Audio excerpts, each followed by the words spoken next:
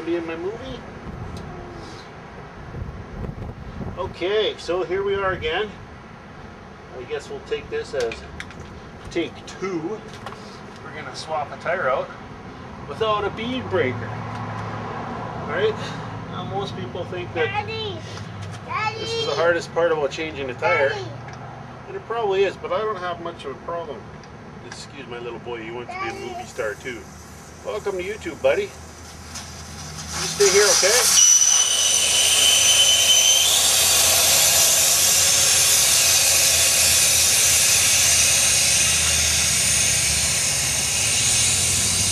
So I really find that the important part about breaking the bead with nothing more than the tire iron is the tire iron.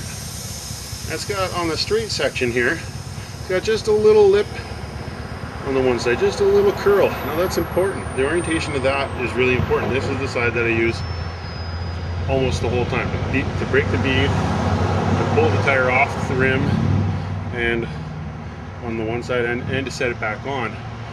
This side, all I really use is really, this is the key part right here, the first knuckle, I guess you call it, the first bend. And that's just to get the second bead off the rim itself. What I do is I have some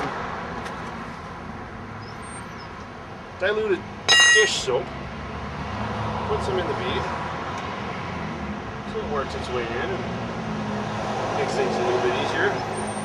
And I put the curl on the flat side up.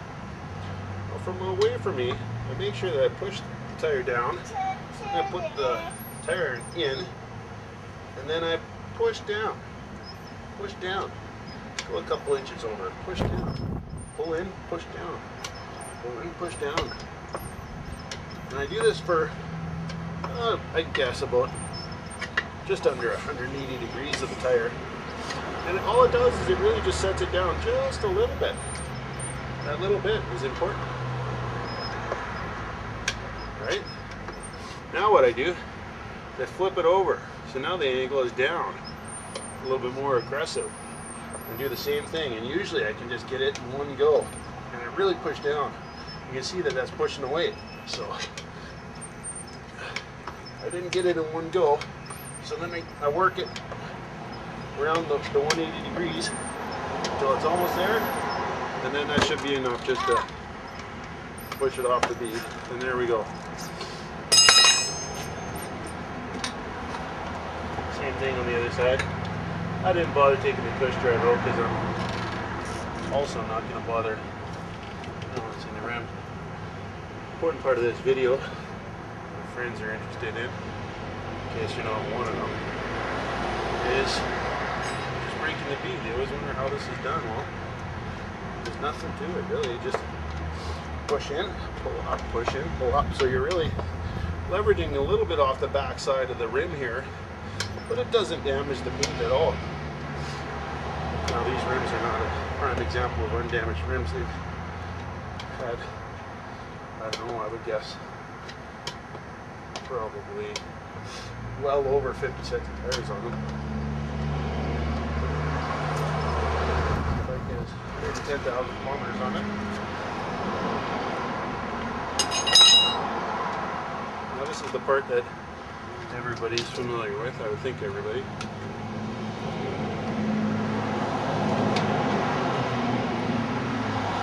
So make sure that you set the bead in with your knees so that you're not forcing anything.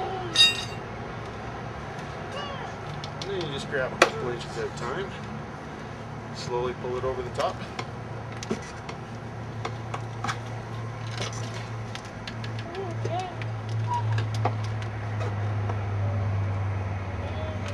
Let's travel back down for me.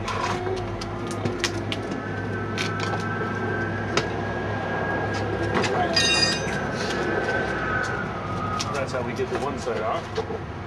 Now this is the only time where we use the other side of the iron. What I do is I make sure I have a cloth. Fold it a couple times. This is just protect the rim. And then what I do is I put it into the rim from the inside. Yeah. And then I put the tire iron like this through there. And just make sure that first bend is on what I guess I would call the heel of the tire as well. And then I just bend it right around. Get the knee involved for some persuasion as well. I'll let it pop down around the edge as well. That's that.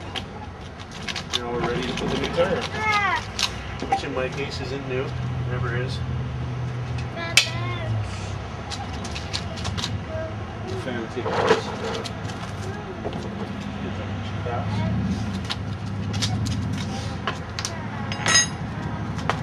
So I use a diluted dish soap. I just get it on both sides of the bead. I get a paper towel wet with the stuff. And I just put two fingers together on the inside of the bead, just like that. One goes on the inside, one goes on the side like that. And it just gets the whole bead wet. Not excessively wet, just wet.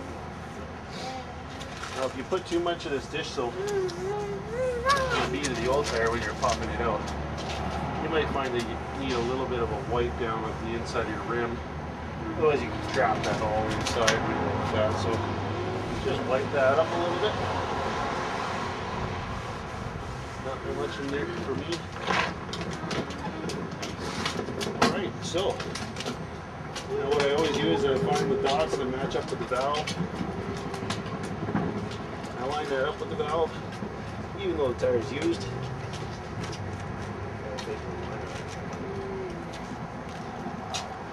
And just push the first bead on, that's all there is to it.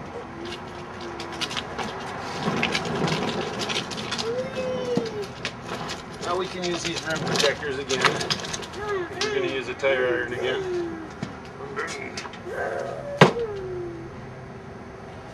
And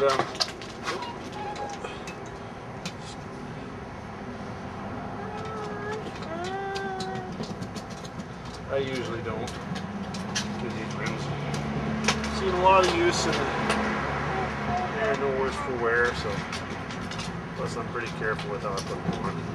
Don't damage them any more than they already are. So you want to set the bead in on the far side, or on the close side, sorry, on the far side from the rim protectors. And then you put the straight side of the tire iron in, both sides. Just lift it up to 90 degrees, that should be enough. And then travel your knees with it. Every time you get an inch, just travel with it a little bit. So like you're sitting the bead right in the deep part of the rim. That's all you need to do. Just an inch at a time. If you try to go too big, you're just going to frustrate yourself. And you're possibly going to tear your bead.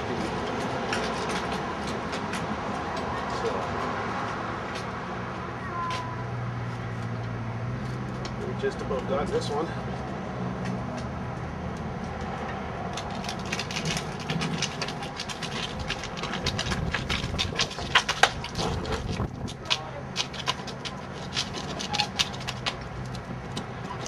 Being terribly friendly here.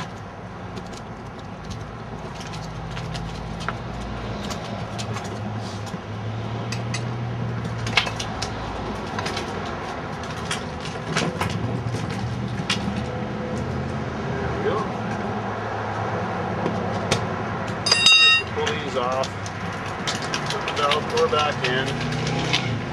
You want to do this somewhat in a timely manner before the diluted dish soap dries up. You still want it to produce some moisture. You don't want to get your fingers in here. That would really hurt when the bead pops. So make sure you're really clear.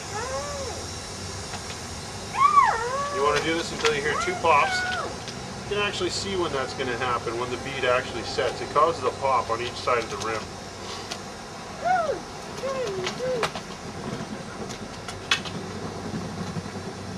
There's one. And there's the other one. It didn't make a pop because it was actually sitting on that.